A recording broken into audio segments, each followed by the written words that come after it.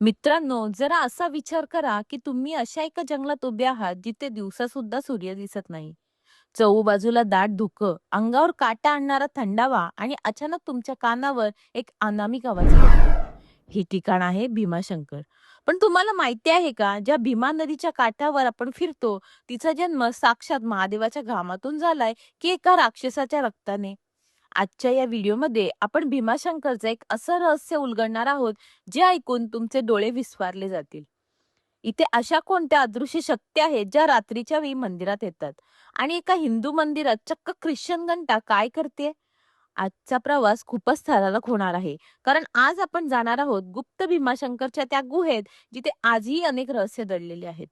चला तर मग मित्रांनो, स्टोरीज विथ मी या आपल्या चॅनलवर हे इतिहासाचं पान उलटवूया. रावणाचा भाऊ कुंभकर्ण, त्याला एक मुलगा होता भीम. जेव्हा त्याला कळलं की त्याच्या वडिलांचा वध श्रीरामांनी केलाय, तेव्हा त्याचा राग 7व्या आसमानावर गेला. त्याने ब्रह्मदेवाला प्रसन्न करून घेतलं आणि मग सुरू झाला 11 विकरा छळाचा खेळ. भीमाने कामरूपेश्वर राजाला कैद केलं.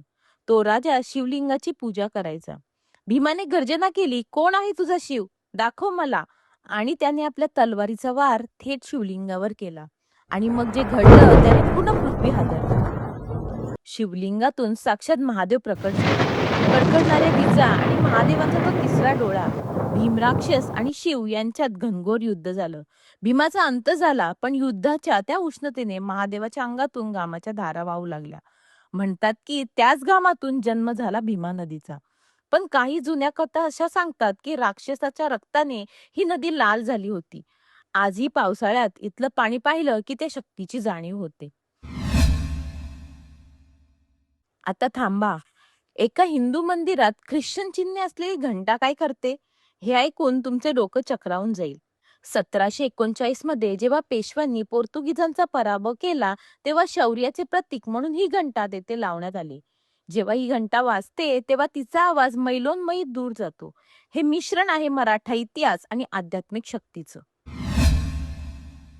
आता त्या रहस्याकडे वळूया, ज्याबद्दल मी सुरुवातीला बोलले होते. मुख्य मंदिरापासून काही अंतरावर घनदाट झाडीत लपलेला आहे गुप्त भीमाशंकर. इथे जायला साधी वाटही नाही.